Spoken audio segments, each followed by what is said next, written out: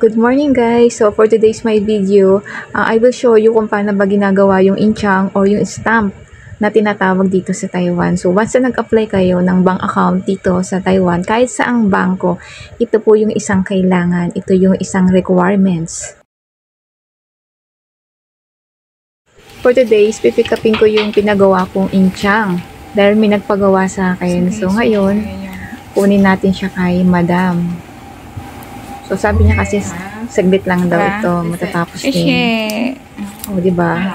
So, later, isa-send natin mamaya sa 7-Eleven yung kanyang inchang.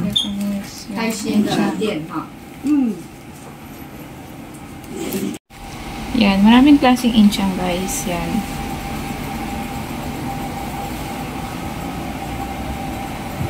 Yan, so guys, pakita ko sa inyo paano ba ginagawa yung inchang dito or yung tinatawag na stamp dito sa Taiwan. Once na nag-apply kayo ng bank account dito sa Taiwan, ito yung isang requirements. Yung tinatawag na inchang or stamp, paling nakalagay po dyan yung pangalan natin. Kaya guys, sobrang importante na ito once na nag-apply po kayo ng bank account dito sa Taiwan. Number 1, ang inchang. Number 2, passport. Number 3, ARC. And last, yung TIN number or yung UMID ID. Thank you for watching, guys.